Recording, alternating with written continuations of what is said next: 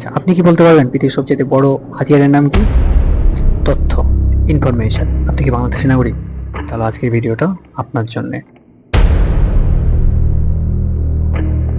আমি আজকে সকালে দেখতে পেলাম একটা নিউজ যে আমাদের ব্যক্তিগত তথ্য বা এনআইডির তথ্য সেটা ডার্ক ওয়েবে পাওয়া গিয়েছে।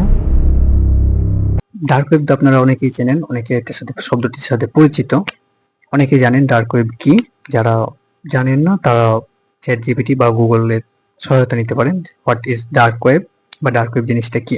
আজকে এই ভিডিওটা বানানোর মূল উদ্দেশ্য হচ্ছে ডার্ক ওয়েবে পাওয়া যাচ্ছে আপনার আমার ব্যক্তিগত তথ্য। এখন ব্যক্তিগত তথ্য বলতে আমরা কি বুঝি? ব্যক্তিগত তথ্য বলতে আপনার নাম, আপনার পিতার নাম, আপনার মাতার নাম, আপনার নিজের নাম, আপনার জন্ম তারিখ, আপনার নিজস্ব ঠিকানা আর একটা স্পেসিফিক নাম্বার, যেই নাম্বার দিয়ে আপনাকে আইডেন্টিফাই করা যাবে বা আপনাকে আইডেন্টিফাই করতে পারবে যে হ্যাঁ এটা আপনি বা এটা মিস্টার শামসুজ্জামান, তার আইডি নাম্বার হলো এত 1234567890। এখন এই নাম্বারটা সার্চ দিলে আপনার যে এনআইডি সার্ভার আছে বা যে ডেটাবেস আছে সেইখানে আপনার সম্পূর্ণ ইনফরমেশনটা চলে আসবে। এখন সবচেয়ে একটা বড় প্রশ্ন হচ্ছে ডার্ক ওয়েবে আপনার আমার তথ্য গেল কিভাবে? আপনি বা আমি ডার্ক ওয়েবে গিয়ে বলি নাই যে ভাই এটা আমার এনআইডি কার্ড, তুমি আমি তোমার কাছে এটা গচ্ছিত রাখলাম, তুমি এটা তোমার কাছে সংরক্ষণ রাখো। এখন আমাকে আরেকটা জিনিস চিন্তা করতে হবে যে এই তথ্যটা কোথাও না কোথাও থেকে ডার্ক ওয়েবে গিয়েছে। আরেকটা বিষয় আমরা চিন্তা করি, সেটা হচ্ছে যে এনআইডির তথ্য বা আপনার ব্যক্তিগত তথ্য যদি অসাধু চক্র বা হ্যাকারদের হাতে পড়ে সেক্ষেত্রে আপনার কি ক্ষতি হতে পারে? এনআইডির সাথে আপনার সম্পৃক্ত কি কি আছে বা আপনার এনআইডির সাথে আরো কি কি লিঙ্ক আছে? নাম্বার ওয়ান, আপনার নিজস্ব সিম কার্ড আছে।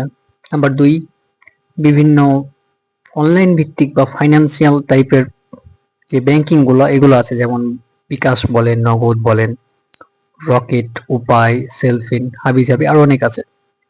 তিন, আপনার ব্যাংক আছে। ব্যাংক বলতে নট অনলি সোশ্যাল ব্যাংক বা ভার্চুয়াল ব্যাংক, এই ব্যাংক না, আপনার মেইন ব্যাংক গুলো আছে, যেমন বিভিন্ন গভর্নমেন্ট ব্যাংক আছে বা প্রাইভেট ব্যাংক গুলো আছে, এই ব্যাংকের কথা বলছি। এখন গভর্নমেন্ট ব্যাংকের মধ্যে আপনার ধরেন সোনালী ব্যাংক আছে, অগ্রণী ব্যাংক আছে, যাই হোক আরো অনেক ব্যাংক গুলো আছে আর কি। তো আপনার নিজস্ব যেটা ব্যাংক, এই ব্যাংকের তথ্য আপনার এনআইডিতে আছে, আপনার এনআইডির সাথে সম্পৃক্ত আছে। আপনি আপনার তথ্য ডার্ক ওয়েবে আছে, আপনি নিজেও জানেন না। আমার তথ্য এখানে পাওয়া যাচ্ছে, এটা আমি নিজেও জানি না। আচ্ছা, আরেকটা ডার্ক ওয়েবে এনআইডি তথ্য পাওয়ার আরেকটা কারণ, আমি এটা আমার নিজের এক্সপিরিয়েন্স বা নিজের আমার অভিজ্ঞতা। ও, কিছু কিছু গ্রাম অঞ্চল বা কিছু কিছু গ্রাম সাইডে গিয়ে দেখা যায় যে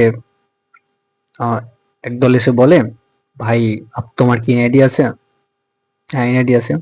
তোমার এনআইডি তথ্যগুলো আমাকে দাও, এর বিনিময়ে আমি তোমাকে কিছু অ্যামাউন্ট দিচ্ছি। সেটা যত অ্যামাউন্ট হোক, 10, 20, 100, 1000, 50। এখন যে এনআইডি তথ্য দিচ্ছে সে কিন্তু জানে না তার তথ্য নিয়ে ও কি করবে।